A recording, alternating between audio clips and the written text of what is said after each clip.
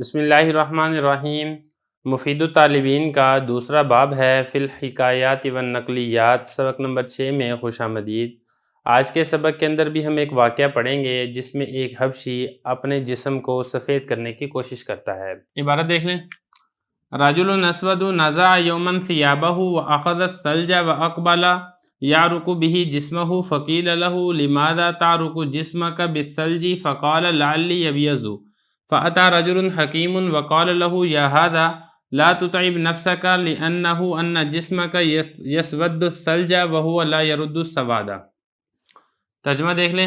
ایک شخص کالا تھا، اس نے ایک دن اپنے کپڑوں کو اتارا اور برف کو پکڑا اور اپنے سامنے لایا، اس سے اپنے جسم کو ملنے لگا۔ تو اس سے کہا گیا کہ تو اس برف سے اپنے جسم کو کیوں مل رہا ہے؟ اس نے کہا شاید کہ میں سفید ہو جاؤں۔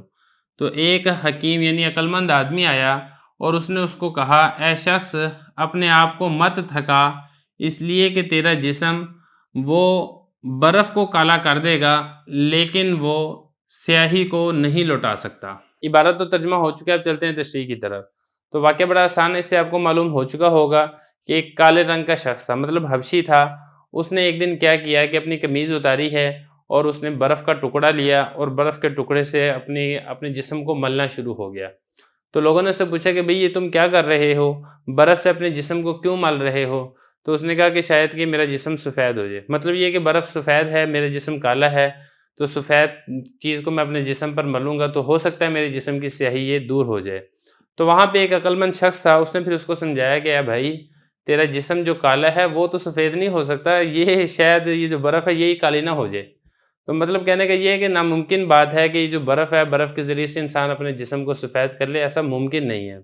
تو اس حکایت سے ہمیں سبق کیا ملتا ہے؟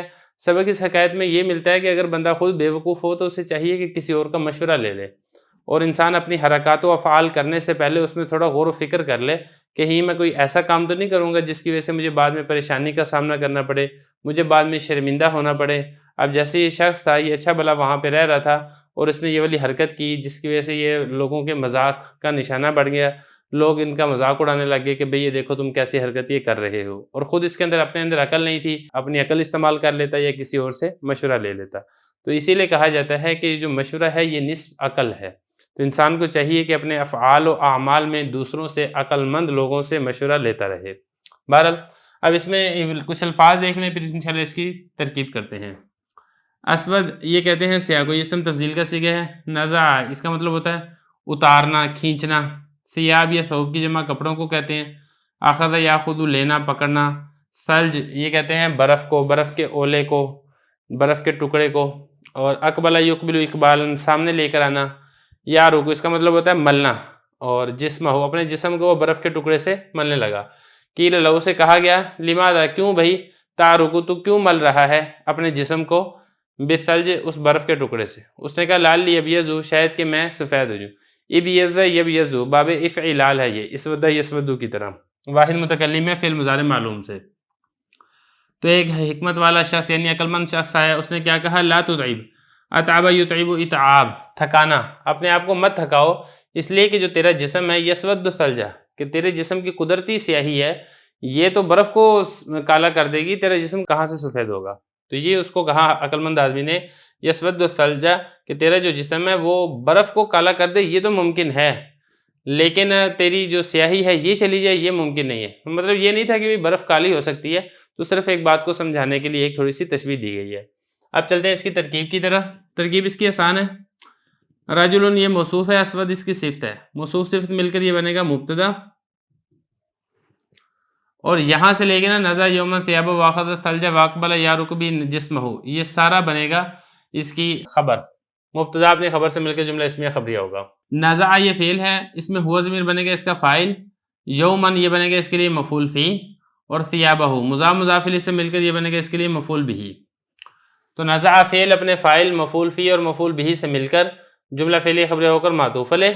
آگے دیکھیں واو حرف عطف ہے، اخذ یہ فعل ہے، اور اس کے بعد آگے دیکھیں الثلج یہ بنے گا اس اخذ کے لیے مفعول، اور اس میں ہوا ضمیر بنے گا اس کے لیے فاعل۔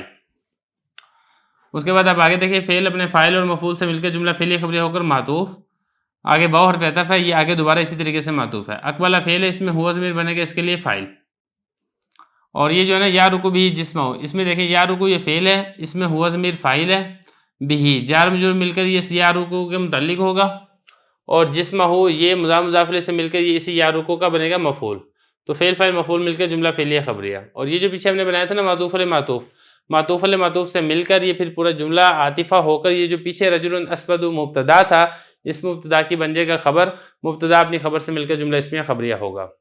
تو بہرحال یہ ترکیب ہوگی۔ آگے دیکھیں فقیل لہ، فا یہ تاکیبیہ ہے، قیلہ یہ فعل ہے، اس میں ہوا ضمیر بنے گا اس کے لیے نائب فاعل، اور لام حرف جر ہو ضمیر مجرور، جار مجرور مل کر اسی قیلہ کے متعلق ہوگا، تو قیلہ فعل مجہول اپنے نائب فاعل سے مل کر جملہ فعلیہ خبریہ ہو کر یہ بنے گا قول، اور اس کا مقولہ جو ہے وہ آگے ہے یہاں تک۔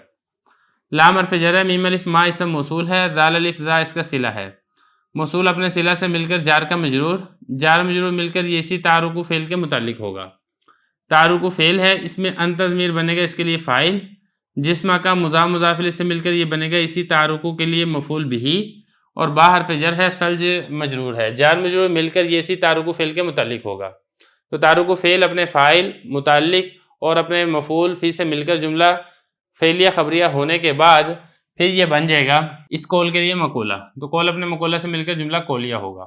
آگے دیکھیں فا یہ تاکیبیہ ہے، قال یہ فعل ہے، اس میں ہوا ضمیر فاعل ہے، فعل فاعل مل کر جملہ فعلیہ خبریہ ہو کر قول، اس کا مقولہ یہ آگے والا ہے۔ لعلی ابیض، تو لعل یہ حروف مشبہ بالفعل میں سے ہے، اور یا ضمیر بنے گا اس کا اسم، ابیض فعل، اس میں ضمیر فاعل، فعل فاعل مل کر جملہ فعلیہ خبریہ ہو کر اس کی خبر، تو یہ لعل حروف مشبہ بالفعل اپنے اسم و خبر سے مل کر جملہ اسمیہ خبریہ ہو کر یہ اس قول کے لیے مقولہ، قول اپنے مقولہ سے مل کر جملہ قولیہ۔ آگے چلے فاتا یہ فا تاکیبیہ، عطا یہ فعل ہے، رجل موصوف، حکیم اس کی صفت، موصوف صفت مل کر یہ عطا کا بنے گا فاعل، کیونکہ ترجمہ بھی یہی ہے نا کہ حکیم شخص آیا، تو آنے والا یہی ہے، رجل حکیم ہے، تو فعل فاعل مل کر جملہ فعلیہ خبریہ ہو کر معطوف ہے۔ آگے دیکھیں واو حرف عطف ہے، کالا فعل ہے، ہوا ضمیر اس میں فاعل ہے، لام حرف جر ہو ضمیر مجرور، جار مجرور مل کر اسی کالا فعل کے متعلق ہے، کالا فعل اپنے فاعل اور متعلق سے مل کر جملہ فعلیہ خبریہ ہو کر قول، یہ بنے گا اس کا مقولہ۔ یا یہ انبیہ یا اشیرو کے معنی میں، اس میں انا ضمیر فاعل ہے، اور ہذا یہ بنے گا اس کے لیے مفعول، تو فعل فاعل مفعول مل کر جملہ فعلیہ انشائیہ ہوگا۔ آگے دیکھیں لا تطعب فعل ہے، انت ضمیر اس میں فاعل ہے، نفسہ کا مضاف مضاف الیہ سے مل کر یہ بنے گا اس کے لیے مفعول، تو فعل فاعل مفعول مل کر جملہ فعلیہ انشائیہ ہوگا یہ، اور یہ پھر اسی کے لیے یہ جو قول ہے نا پیچھے، یہ بھی اس کے لیے مقولہ ہے، یہ بھی اس کے لیے مقولہ ہے، یہ سارا اسی کے لیے مقولہ ہی بن رہا ہے۔ آگے دیکھیں لأن حروف مشبہ بالفعل ہے، ہو ضمیر اس کا اسم ہے۔ آگے دیکھیں ان حروف مشبہ بالفعل، جسم مضاف، کاف ضمیر مضاف الیہ، مضاف مضاف الیہ سے مل کر یہ بنے گا انا کا اسم، یسود فعل ہے، اس میں ہوا ضمیر فاعل ہے، الثلج یہ بنے گا اس کے لیے مفعول، تو یسود فعل اپنے فاعل اور مفعول سے مل کر جملہ فعلیہ خبریہ ہو کر انا اس کی خبر بنے گا، انا اپنے اسم و خبر سے مل کر جملہ اسمیہ خبریہ ہو کر پھر یہ جو لأن ہے یہ اس کے لیے خبر بن جائے گا، تو لأن اپنے اسم و خبر سے مل کر جملہ اسمیہ خبریہ ہوگا۔ آگے دیکھیں وَهُوَ لَا يَرُدُّ السَّوَادَ، اب یہ دیکھیں وہ یہ عاطفہ ہے، ہوا ضمیر یہ مبتدا ہے، اور لا يرد یہ فعل ہے، اس میں ہوا ضمیر فاعل بنے گا، السواد بنے گا اس کے لیے مفعول، تو فعل فاعل مفعول مل کر جملہ فعلیہ خبریہ ہو کر یہ جو ہوا ضمیر مبتدا ہے اس مبتدا کی خبر ہوگا، مبتدا اپنی خبر سے مل کر جملہ اسمیہ خبریہ ہوگا۔